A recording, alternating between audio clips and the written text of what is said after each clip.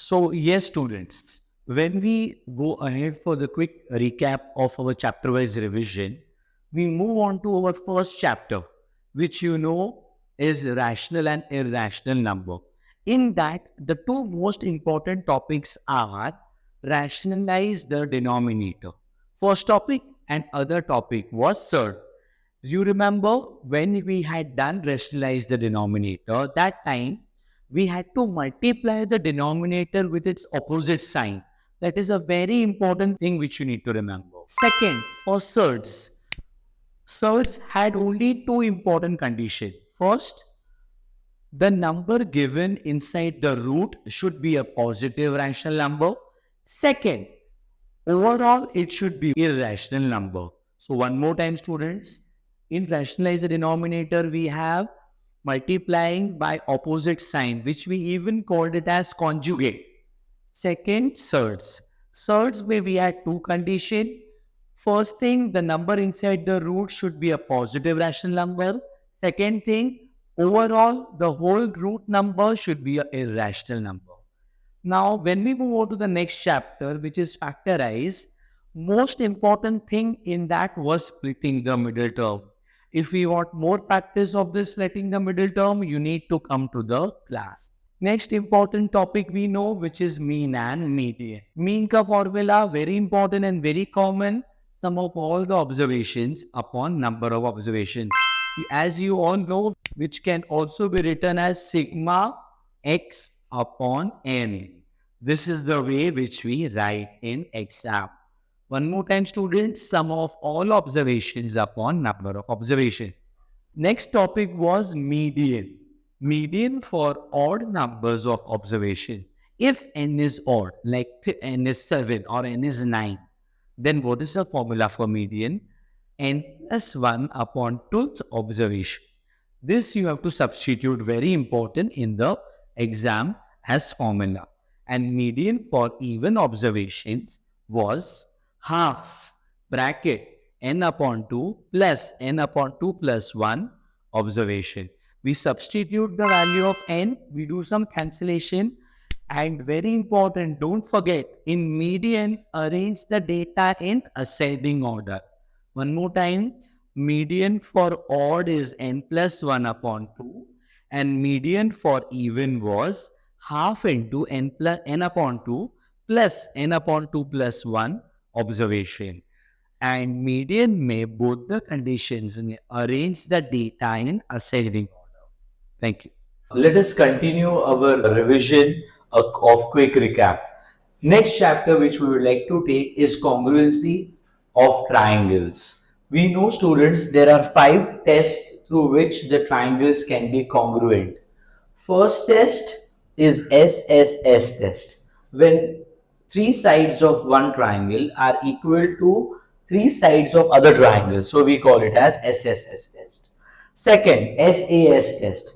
When 2 sides and 1 angle of one triangle are congruent to or are by equal to of 2 sides and 1 angle of other triangle. So we call it as SAS test. Remember here SSS, all the 3 sides should be congruent, and in SAS, the angle should be between 2 sides which is congruent. For more examples and practice, we will have to discuss in class. Third, ASA test, angle side angle test. Fourth, angle side test. Now the confusion here in third and fourth test is we have 2 angles. But remember, again I said in the last time here, okay, a side should lie in between 2 angles. Here, students, side will not lie between 2 angles. 2 angles will be adjacent and side will be next to it. So this will be ASA test, this will be AAS test.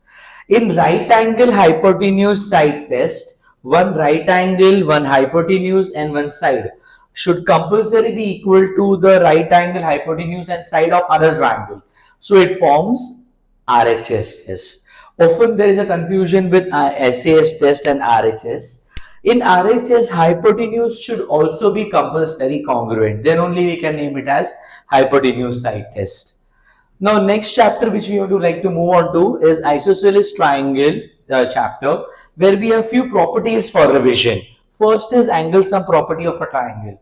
You know, students, triangle ka all three angles measure and sum up to 180. Base angles of isosceles triangles are equal.